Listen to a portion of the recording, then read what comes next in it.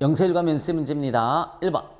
자, 부가가치세법상 영세율에 대한 설명으로 올바르지 않은 것을 물었습니다. 영세율은 이중과세 방지를 하는 효과가 있죠. 면세 사업자는 면세를 포기하면 영세율을 적용받을 수 있습니다. 2번이 틀렸네요. 영세율을 적용받는 사업자는 사업자 등록 및 세금 계산서 발행 후 부가세법상 제반 의무를 이행하여야 한다. 맞죠? 그래서 영세율 사업자는 사업자 등록도 해줘야 되고요. 세금 계산서 발행도 해줘야 되고요. 뭐 여러 가지 제반 의무를 이행을 해줘야 됩니다. 자, 영세율을 적용받는 사업자가 사업과 관련해서 부담한 매입세액은 납부세에서 공제를 받을 수 있습니다. 올바르지 않은 것은 2번이었고요. 면세 대상이 아닌 것을 물었습니다. 광고는 과세입니다. 주택임대 면세, 외국에서 수입한 과일류도 역시 마찬가지로 농산물이니까 면세고요. 금융보험 면세입니다. 하지만 광고는 과세가 되는 거예요. 3번. 다음 중 부가세 영세율과 면세에 대한 설명으로 가장 옳지 않은 것을 물었습니다. 자, 영세율 제도는 이중과세 방지, 면세는 역진성 완화 맞죠? 영세율 사업자와 면세 사업자는 세금 계산서 발급 등의 부가세법에서 규정하고 있는 제반 사항을 준수해야 될 의무가 있다. 2번이 틀렸습니다. 네, 면세 사업자는 없어요. 면세 사업자는 그런 의무가 없고요. 영세율 사업자만 있습니다. 자, 영세율 적용 대상자는 매입세액을 공제받지만 면세 사업자는 매입세 공제를 못 받죠? 네, 맞습니다. 사업자가 토지를 공급하는 건 면세예요. 하지만 주택에 부수되는 토지를 제외한 토지 임대는 원칙적으로 과세가 되는 건 맞습니다. 그러니까 토지의 매매는 면세, 토지 임대는 과세라고 생각을 해주시면 돼요. 자, 마지막 우리 부가세 과세 표준 및 납부세액 계산 연습 문제를 한번 보도록 하겠습니다. 1번. 다음 자료를 이용해서 부가가치세 과세 표준을 구하면 얼마인가 라고 나와 있어요. 특수관계가 없는 자에 대한 외상 매출액이 2억 원이죠. 근데 매출 애누리하고 매출 할인이 있어요. 빼줘야 되는데 이미 뺐습니다. 그럼 또 빼면 안 되죠. 또 빼면 안 돼. 빼야 되는데 이미 뺐으니까 또 빼면 안 되는 거고요. 특수관계인에 대한 재화를 매출한 게 시가가 5천만 원 있어요. 시가로 계산을 해주시면 돼요. 상가 건물 과세니까는 역시 마찬가지 7억 들어갑니다. 그러면 토탈 9억 5천만 원이 되나요? 외상 매출액 2억 원에다가 특수관계인에 대한 매출액 5천만 원. 네, 그러면 2억 5천만 원이죠. 거기다가 상가 건물 처분한 거 7천만 원, 7억 원 더해서 9억 5천만 원. 답은 3번이 답이 되는 겁니다. 9억 5천만 원 3번. 자, 2번 문제를 한번 보겠습니다. 다음 과세 사업자인 A와 B의 거래 내용에 관한 설명 중 옳은 것을 물었습니다. 자, A는 3월 1일 부가세 과세 재화를 B에게 공급한 후에 공급 대가로 부가세 포함이라고 합니다. 공급 대가는 부가세 포함된 거에 1억 1천만 원의 어음을 수령을 했습니다. 자, 9월 1일 부도로 인해서 매출 채권을 회수하지 못했습니다. 근저당 담보를 설정해 놓은 것은 없고요. 대손세 공제는 공제 가능한 가장 빠른 시기에 적법하게 신청한 것으로 가져간다고 나와 있어요. 여러분, 부도가 몇 월 며칠에 났습니까? 9월 1일에 났으면은 9, 10, 11, 12, 4개월밖에 안 됐죠. 그러니까 이번 기수에는 안 되고 다음 기수에서 대손세 공제를 받을 수가 있는 겁니다. 그래서 답은 1번이 답이 되는 거죠. 그래서 9월 달에 부도 났으니까 9, 10, 11, 12, 4개월밖에 안 됐기 때문에 이번 기수는 안 되고 다음 기수에서 1천만 원의 대손세 공제를 받을 수 있다. 답은 1번이 답이 되는 거예요. 자, 3번 문제를 한번 보도록 하겠습니다. 다음은 도소매업을 영위하는 과세 사업자인 주식회사 미생의 10월부터 12월까지 매출 매입에 관한 사항이다. 이기 확정 신고 시 납부세액을 물었습니다. 세금 계산서를 수취한 매입세액 중 불공제되는 세액은 없다고 가정한다고 나와 있어요. 자, 세금 계산서 발행분이 부가세 포함해서 100만 원 이렇게 나와 있습니다. 부가세 포함해서 100만 원이에요. 현금 매출분이 50만 원 나와 있고요. 여러분, 거기 어쨌든 현금 매출분이 50만 원 나와 있고 그 다음에 그래서 합쳐서 150만 원이죠. 여러분, 부가세 포함되어 있을 때는 나누기 11을 해주면 돼요. 나누기 11을 해주시면은 네, 부가가치세가 나옵니다. 그러면은 13만 6,363원 13만 6,363원이 나오겠네요. 13만 6,363원. 자, 다시 한번요. 150만 원 부가세 포함해서 나누기 12를 해라. 나누기 12를 해라. 그러면은 136,364만 원이 계산이 됩니다. 자, 매입 자료가 세금 계산서 매입이 얼마라고 나와 있습니까? 50만 원 나와 있어요. 얘도 역시 마찬가지 부가세 포함이죠.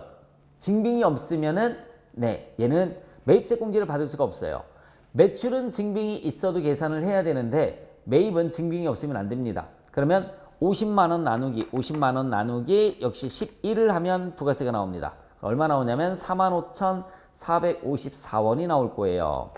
자, 그러면 136,364만 원에서 마이너스 45,454원을 빼줬더니 99,909원. 네, 2번이 계산이 됩니다.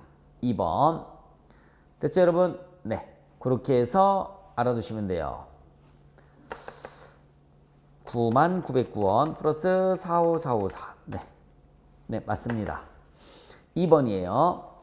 자, 4번 문제를 한번 보도록 하겠습니다. 박충익 씨는 8월 20일에 사업을 개시하였으나 10월 1일에 사업자 등록을 하였다. 미등록 가산세를 물었습니다. 미등록 가산세는 여러분 원래 사업 개시일로부터 20일 이내에 사업자 등록을 했었어야 되는 거죠. 8월 20일에 사업을 개시했으면 플러스 20일 하면 9월 10일쯤 되겠네요. 그죠? 근데 10월 1일에 사업자 등록 신청을 했으니까는 미등록 가산세는 10월 1일 사업자 등록 신청일의 직전일까지예요. 10월 1일. 10월 1일의 직전일이면은 9월 30일까지입니다. 9월 30일까지 1,500만 원이죠. 네. 1,500만 원 1%에서 15만 원이 답이 되는 겁니다. 15만 원. 네. 그래서 답은 2번이 답이 되겠네요. 10월 1일에 사업자 등록을 했으면 바로 직전일 것까지 더해서 곱하기 1%. 5번. 자, 일기 확정 신고를 위한 자료이다 라고 나와 있습니다. 기억에 들어갈 금액을 물었어요. 영세일 세금 계산서 찾아볼까요? 내국 신용장에 의한 거 1,000만 원이죠. 1,000만 원. 2번이 답이 되는 겁니다. 2번. 그래서 세금 계산서 발행 매출은 3,000만 원이 첫 번째 과세 세금 계산서 안에 들어가는 거예요. 3,000만 원. 그 다음에 세액이 300만 원 들어가겠죠. 신용카드 매출은 어디에 들어갈까요? 그 밑에 영수증이 현금 영수증을 뜻하는 겁니다. 그 밑에 영수증은 현금 영수증을 뜻하는 거예요. 현금자가 빠졌는데 4,000만 원이 신용카드 현금 영수증란에 4,000만 원, 부가세란에 400만 원 이렇게 들어갈 테고요. 부가세 포함이라고 나와 있잖아요. 걔네는 2,200, 2,200 두 개 더해주면 4,400이죠. 근데 나누기 1.1을 하면 4,000만 원, 나누기 11을 하면 400만 원 이렇게 갈라집니다. 직수출은 어디에 들어갑니까? 영세일 기타란에 들어가는 거고요. 직수출은 영세일 기타란에 들어갑니다. 그래서 조심해야 될 거 그 현금 영수증 3.1 법인 시험은 꼭 그게 현금 영수증이라고 안 하고 영수증 이렇게 표현을 하더라고요. 어쨌든 현금 영수증으로 봐줘야 되는 겁니다. 자, 여기서 답은 2번이었어요. 6번. 부가가치세 일반사항에 관한 설명 중 가장 올바르지 않은 것을 물었습니다. 부가가치세를 신고하지 않은 사업자는 수정신고를 할 수가 없습니다. 일단은 신고를 해야지 수정신고가 가능한 거예요. 신고를 하지 않으면 수정신고도 할 수가 없어요. 재화를 공급하는 시점에 세금계산서를 발행하고 발급일로부터 7일 이내 대가를 받은 경우 세금계산서를 발급한 때 재화를 공급한 것으로 본다. 그러니까 이게 무슨 말이냐면 있잖아요. 돈을 못 받아도 물건을 팔았을 때 세금계산서 발행하고 그 발급일로부터 7일 이내에 정상적으로 돈을 받으면 공급일에 세금계산서를 발급했을 때 공급한 것으로 보겠다는 얘기입니다. 미등록 가산세가 적용되는 부분에 대해서는 사업자 등록을 하지 않은 거잖아요. 때문에 사업자 등록을 하지 않으면 세금계산서를 발행할 수가 없어요. 그래서 세금계산서 관련된 가산세는 배제가 됩니다. 3번도 맞아요. 자, 다시 한번 말씀드릴게요. 사업자 등록을 하지 않았으니까 미등록 가산세를 무는 거죠. 사업자 등록을 하지 않으면 세금계산서를 발행할 수가 없어요. 때문에 세금계산서 관련된 가산세는 없습니다. 이미 발행된 세금계산서라도 기재상의 착오나 정정사유가 있다면 수정세금계산서를 발행할 수가 있습니다. 그래서 올바르지 않은 것은 1번입니다. 자, 7번 문제를 한번 보겠습니다. 기계장치를 수출했습니다. 매입세액이 2억 원일 때 납부 또는 환급세액을 물었습니다. 납부 또는 환급세. 여러분, 수출을 했을 때는 영세율이죠. 매출세액이 없으니까 2억 원을 다 환급받을 수 있는 겁니다. 답은 4번입니다. 다시 한번 말씀드릴게요. 다음과 같은 두 대의 기계장치를 수출하였다. 수출했을 때 매출세액이 0이잖아요. 그러니까 매출세액 0에서 매입세액 2억 원 빼주면 다 환급받을 수 있는 거죠. 답은 4번입니다. 8번. 부가가치세 과세 표준을 구하면 얼마인가? 라고 물었어요. 자, 매출 애누리하고 매출 할인을 빼줘야 되는데 이미 뺐잖아요. 또 뺄 필요가 없어요. 또 빼주면 안 됩니다. 그러면 3억 7천만 원에다가 연체 이자는 과세 표준에 포함하지 않습니다. 더하는 게 아니에요. 연체 이자 받은 거죠. 연체 이자 받은 거는 부가세를 내지 않아요. 대손금은 과세 표준에서 공제하지 않는 거라고 그랬죠. 그냥 답은 3번이네요. 3억 7천만 원. 대손금은 과세 표준에서 공제하지 않습니다. 9번. 자, 설명으로 가장 옳은 것을 물었습니다. 면세 사업자에게 판매한 게 3천만 원, 과세 사업자에게 판매한 게 2천만 원. 부가세 별도입니다. 어쨌든 그럼 매출세액은 과세 표준은 5천만 원이 되는 거죠. 과세 표준은 5천만 원이고 매출세액은 500만 원입니다. 면세 사업자에게 팔았던 개인한테 팔았던 파는 건 파는 거잖아요. 원재료 매입한 게 얼마라고 나와 있습니까? 3천만 원 나와 있고요. 자, 그래서 뭐죠? 옳은 것을 물었습니다. 면세 사업자에게 판매한 3천만 원 과세 표준에 포함한다. 맞죠? 답은 1번이네요. 2번 틀렸습니다. 과세 사업자에게 판매한 2천만 원은 과세 표준에 포함하지 않는다. 포함한다. 이렇게 돼야 되고요. 원재료 매입했을 때 부담한 매입세액 당연히 공제받는 거죠. 예정 때 누락한 매출 금액은 확정 때 신고를 해주면 되는 겁니다. 예정 때 누락됐으면 확정 때 신고를 해줄 수 있는 거예요. 2, 3, 4번은 다 틀렸습니다. 10번. 가산세에 대한 설명이다. 올바르지 않은 것을 물었습니다.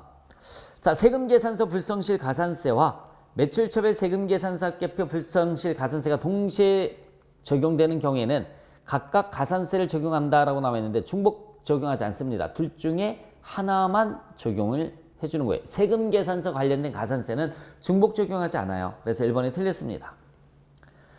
답은 1번이에요. 2번. 신규로 사업을 개시한 사업자가 기한 내에 사업자 등록을 하지 못하면 개시일부터 등록 신청 직전일까지 아까 문제로 풀어봤습니다. 직전일까지 공급가액에 대해서 1% 가산세를 내야 돼요. 미등록 가산세. 매출처별 세금계산서 합계표를 확정신고 시 제출하지 않으면 예정신고분을 확정신고 시 지연제출한 경우에 적용되는 가산세율은 다르다. 맞아요. 지연제출 가산세, 미제출 가산세 서로 틀립니다. 예정 때 제출하지 않으면 지연제출이란 말 쓰고요. 확정 때 제출하지 않으면 미제출이라는 말을 써서 가산세율이 서로 틀립니다. 영세일 첨부 서류를 제출하지 않아도 영세일 첨부 서류 제출 불성실 가산세를 부과시킵니다. 그래서 1번이 틀렸어요. 자, 11번. 과세표준금액이 다른 회사를 물었습니다. 세금계산서는 부가가치세법상 원칙적인 교부시기에 발급됐다고 가정을 했고요. 1월 15일에 제빵기계 한 대를 200만 원의 외상으로 판매를 했습니다. 그 200만 원이 과세표준이 되는 거죠. 2월 1일에 200만 원에 할부 판매하고 5개월에 걸쳐 40만 원씩 받기로 했습니다. 여러분, 5개월이면 단기 할부 판매죠. 장단기 구분은 12개월 기준이에요. 12개월까지는 단기, 13개월부터는 장기인데 단기 할부 판매는 인도 기준입니다. 그러니까 과세표준 똑같이 200만 원이에요. 서울하고 부산은 똑같습니다. 3번이네, 답은. 200만 원에 똑같이 팔았는데 20개월에 걸쳐서 받는 거니까 그죠? 장기 할부 판매는 대가의 각 부분을 받기로 했을 때입니다. 대가의 각 부분을 받기로 했을 때가 과세 표준이에요. 그냥 계산할 필요 없어요. 3번입니다. 굳이 계산하자라고 하면 10만 원이 과세 표준이 되는 거죠. 10만 원. 일기 예정이면 3월달 한 달만 들어가잖아요. 3월 한 달만 일기 예정에. 네, 그래서 10만 원이 과세 표준이 되는 겁니다. 4번. 폐 없이 잔존재와 200만 원 과세 표준이 되는 거 맞습니다. 12번. 과세 표준에 관한 설명이다. 가장 올바르지 않은 것을 물었어요. 경매나 수용, 현물 출자, 대물 변제, 기타 계약상 또는 법률상 원인에 의해서 재화를 인도 또는 양도하는 경우에 과세 표준에 포함되는 거 맞습니다. 강제 경매나 강제 수용, 강제자가 들어가면 과세 표준에 포함하지 않죠. 하지만 그냥 경매나 수용은 과세 표준에 포함합니다. 재화를 공급하고 금전 이외의 대가를 받은 경우에는 자기가 공급한 재화나 시가 맞습니다. 그죠? 자기가 공급한 재화나 시가를 과세 표준으로 하는 거 맞아요. 건설업자는 무조건 용역의 공급으로 봅니다. 그래서 전부 또는 일부를 부담하는 경우에도 용역의 공급으로 보아 과세 표준에 포함한다. 맞아요. 그럼 4번이 틀렸겠네요. 공급받는 자에게 도달하기 전 공급자의 부조리로 인해서 파손, 훼손 또는 멸실된 재화의 가액은 과세 표준에 포함하지 않죠. 4번이 틀렸습니다. 4번. 자, 13번 문제를 한번 볼까요? 13번. 제조업을 영위하는 주식회사 태우의 제1기 부가가치세 예정신고 기간에 관련된 자료이다. 예정신고 시 주식회사 태우의 가산세 및 납부세액을 물었습니다. 자, 여러분들 제품의 공급가액이 5천만 원이니까 5천만 원의 10%면 500만 원이죠. 옆에다 써보세요. 500만 원. 자, 세금 계산서를 발행하지 않은 공급가액이 250만 원 있습니다. 가산세 2%, 미교부 가산세 2%, 250만 원의 2%면 5만 원 써보시고요. 자, 매입액이 4천만 원인데 불공제 매입액이 500만 원 있으니까 3,500만 원만 공제받을 수 있는 거죠. 3,500이 10%면 350만 원입니다. 네. 그럼 500에서 350만 원 빼면 150이고요. 가산세 5만 원 더해서 155만 원. 1번이 답이 되는 겁니다. 14번. 자, 반도체 라인 생산 설비를 제조하는 태우는 4월 1일부터 6월 30일 중 다음 2대의 기계장치를 수출하였다. 아까 나왔었던 거네요. 네, 매입세 2억 원 다 환급받을 수 있습니다. 답은 4번이고요. 15번. 과세 표준 금액을 물었습니다. 자, 일단은 매출 애누리하고 매출 할인이 포함되어서 3억 7천만 원입니다. 아까는 차감됐다고 나와 있는데 그죠? 전문제에서는 차감됐었는데 여기는 차감이 아니라 포함되어 있으니까 차감을 해줘야 되는 겁니다. 매출 애누리 매출 할인 1,500만 원, 500만 원, 2천만 원 빼줘야 돼요. 아까는 안 빼줬었죠? 얘는 빼줘야 되는 겁니다. 2천만 원 빼주시고 연체 이자랑 대손금은 들어가지 않습니다. 그러면 3억 5천만 원이 답이 되겠네요. 3번입니다. 조심하시기 바랍니다. 그래서 포함됐느냐 아니면 차감됐느냐에 따라서 계산이 틀려져요. 16번. 자, 올바르지 않은 것을 물었습니다. 간이과세자의 경우에도 상대방이 발급을 요구할 경우 세금계산서를 발행해야 됩니다. 말도 안 되죠? 1번이 틀렸습니다. 세금계산서 발급 의무가 있는 사업자가 재화 또는 용역을 공급하고 거래 시기에 세금계산서를 발급하지 않으면 그 재화 또는 용역을 공급하던 매입자가 발행할 수가 있는데 이것을 우리가 매입자 발행 세금계산서라는 말을 쓰는 거 맞습니다. 위탁 판매의 경우 일반적으로 수탁자가 재화를 인도하는 때에 수탁자가 위탁자의 명의로 세금계산서를 발급하는 거 맞습니다. 간주임대료는 간주자가 들어가는 것들은 세금계산서 발행이 안 돼요. 17번. 자, 부가세 신고 및 납부 환급에 관한 설명이 다 가장 올바르지 않은 것을 물었습니다. 사업자는 각 예정신고 기간 또는 과세기간이 끝난 후 25일 이내에 사업장 관한 세무서장에게 신고를 하고 세액을 자진 납부해야 한다. 맞습니다. 일반 환급은 예정 때는 안 되죠. 확정 신고 기한 경과 후 30일 이내에 됩니다. 이번이 틀렸어요. 일반 환급은 예정 때는 안 된다고 말씀을 드렸습니다. 자, 매월 또는 매 2월마다 조기 환급받고자 하는 자는 조기 환급 기한 경과 후 25일 이내에 환급 신고서를 제출해 주시면 되는 거죠. 대손은 확정 때만 된다고 그랬습니다. 모두 맞는데 2번이 틀렸고요. 18번. 일반 과세자와 간이 과세자에 관한 설명이 다 올바르지 않은 것을 물었습니다. 간이과세자의 납부세액은 공급대가 곱하기 업종별 부가치율 곱하기 10% 맞습니다. 간이과세자는 개인사업자를 대상으로 하며 법인사업자는 간이과세를 적용받지 못하죠. 맞아요. 간이과세자는 확정신고를 할 필요 없고 세무서에 고지한 세액을 납부하는 것으로 모든 납세 의무가 종결된다라고 나와 있어요. 여러분, 예정 때 간이과세자의 과세기간이 1년이라고 그랬잖아요. 일단은 3번이 틀렸어요. 간이과세자는 여러분들 4월 25일, 7월 25일, 10월 25일, 1월 25일이 있을 때 법인사업자는 무조건 신고납부예요. 법인사업자는 신고납부입니다. 이렇게. 개인사업자 중에서 일반 과세자는 예정 때는 고지납부를 하고요. 확정 때는 신고납부를 해요. 고지납부라는 문장의 의미는 세무서에서 고지를 한다는 얘기죠. 이때 다시 고지납부를 합니다. 고지납부를 하고 다시 또 신고납부를 하는 거예요. 그러면 세무서에서 이때 납부한 거에 2분의 1을 고지를 하는 거예요. 그럼 고지납부, 신고납부하죠. 이때 낸 거에 2분의 1을 또 이렇게 고지납부를 합니다. 이게 계속 돌아가는 게 개인사업자예요. 그리고 이렇게는 과세 기간이 1월 1일부터 6월 30, 7월 1일부터 12월 31일이 과세기간이죠. 그래서 과세기간은 6개월씩 끊긴다고 그랬어요. 그런데 개인 중에서 간이과세자의 과세기간은 1월 1일부터 12월 31일이에요. 간이과세자는. 그래서 이때 안 해요. 그리고 이때 고지납부를 한 번 합니다. 그리고 이때 안 하고요. 마지막에 신고납부를 한 번 하는 거예요. 이렇게 합니다. 간이과세자는. 그래서 3번이 틀렸습니다. 고지납부, 신고납부 네, 2번 합니다. 그리고 여러분들 간이과세자는 직전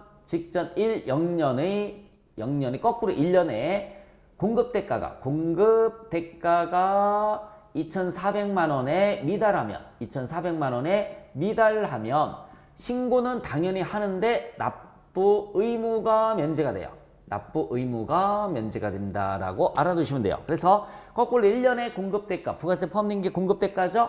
2,400만 원에 미달하면 신고는 하되 납부 의무는 면제가 된다. 간이과세자는 간이과세를 포기함으로써 일반과세자가 될 수 있습니다. 그래서 틀린 것은 3번입니다. 자, 이렇게 해서 우리 부가세 연습 문제를 모두 풀어봤고요. 예, 기출문제에서 또 찾아뵙도록 하겠습니다. 수고하셨습니다.